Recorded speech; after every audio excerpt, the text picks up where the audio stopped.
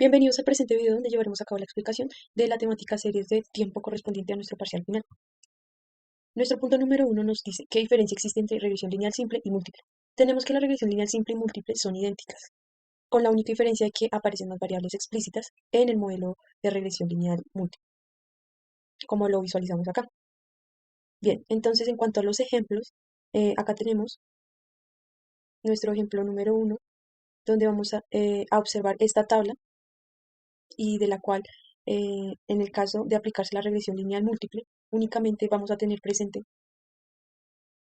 pues cada uno de las variables independientes y así podremos hallar nuestra variable dependiente, que en este caso lo que nos piden es el peso. En cuanto a la regresión lineal simple, podríamos emplear únicamente una de nuestras variables dependientes, que en este caso la que se eligió fue la de estatura, para hallar lo que es la variable dependiente.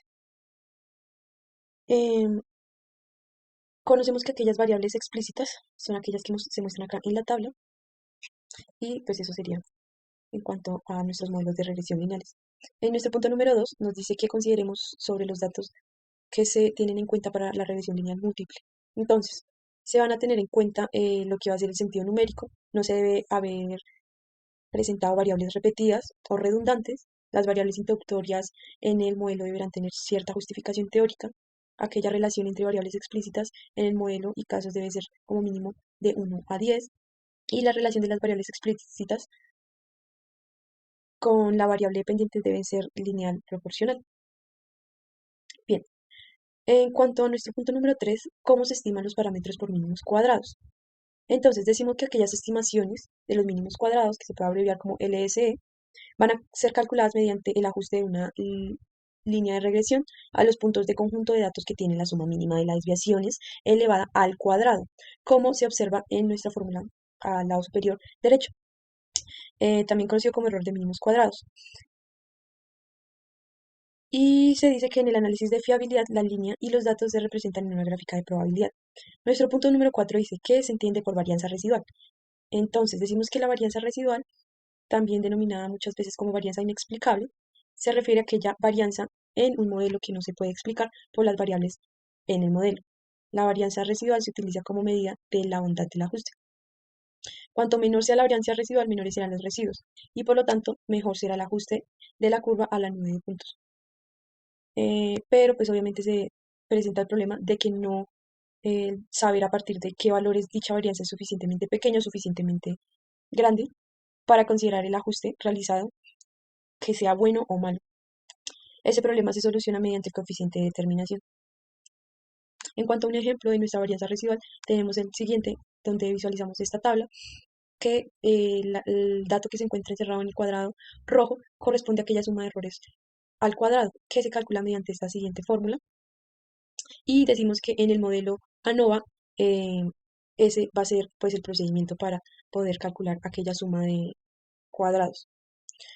Y viendo un ejemplo de varianza residual desde modelos de regresión, se tendrá que emplear la siguiente fórmula que se ve a este lado y decimos que la varianza residual se define como la suma de las diferencias cuadradas entre los puntos de datos prehechos y los puntos de datos observados. Se utiliza esta misma tabla para poder realizar aquel hallazgo desde el modelo de regresión. En cuanto a nuestro punto número 5 dice, ¿qué instrumento se contrasta una regresión múltiple? Entonces, vamos a decir que la regresión múltiple se emplea frecuentemente en investigación y vamos a ver los siguientes puntos. Y es que la regresión múltiple se utiliza para la predicción de respuestas a partir de variables explicativas. Pero pues realmente al momento de la aplicación no suele darse de esa forma, sino que se suelen dar los siguientes usos, como son los siguientes, que viene siendo identificación de variables explicativas, en donde al crearse un modelo se seleccionarán aquellas variables que puedan influir en la respuesta, descartando aquellas que no aporten información.